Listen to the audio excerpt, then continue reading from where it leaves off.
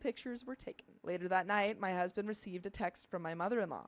He wouldn't tell me what it said. He just said that she was no longer invited to the wedding and that he would have no contact with her. Whoa. I trusted my husband.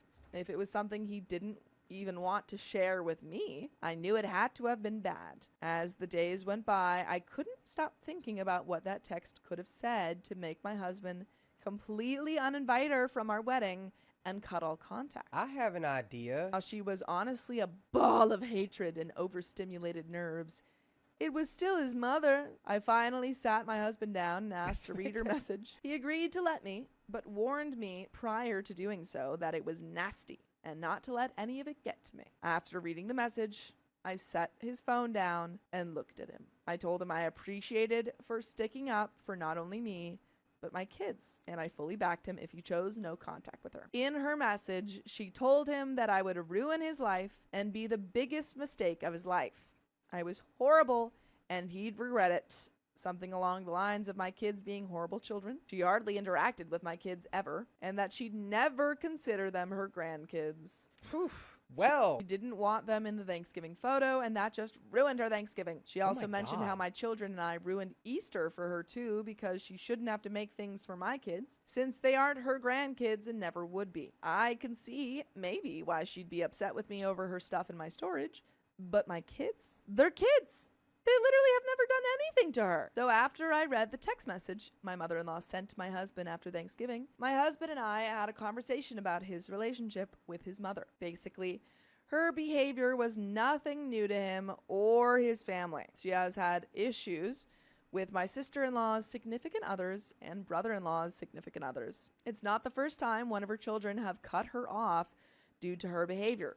Uncalled for statements, wild hatred for almost everything and everyone, unsolicited advice, and just pure lack of tact. However, it hit him different this time, he said, and was directed towards him specifically. I was the woman he was in love with and going to spend the rest of his life with. My children are his children, and he was absolutely not going to budge on this time. I agreed and supported him, obviously.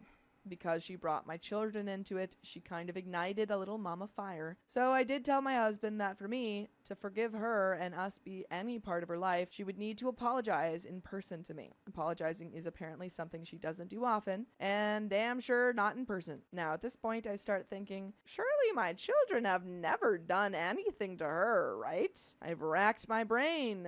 They truly hardly ever spoke to her. They're loud in the way, and just regular kids, but never have visibly or to my knowledge upset her or done anything intentionally or even unintentionally to upset her. I just don't get how a grown woman can be some type of way to kids. It truly breaks my heart for my kids too, because while my youngest, 8 male, doesn't understand anything, my 2 oldest, 13 male and 12 female, are old enough to understand what's going on. Even though it's never been discussed with them directly, they've overheard conversations.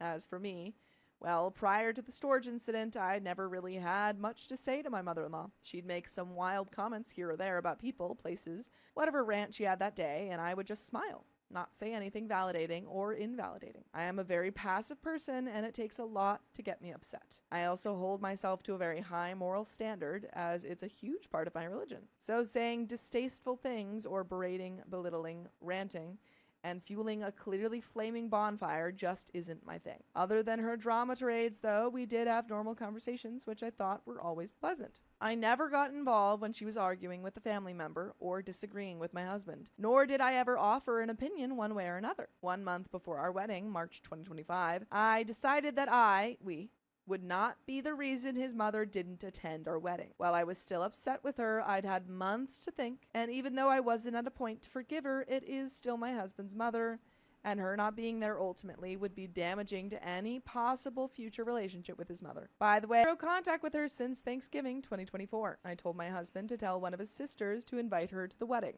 So he did. And to my knowledge, both his sisters and his brother, best man, did tell her she was invited. The big day comes and drum roll, no mother-in-law in sight. She did not come. While I could tell it sort of upset my husband, it didn't ruin our day, and we are happily married. I stand firm. I want a formal apology in person.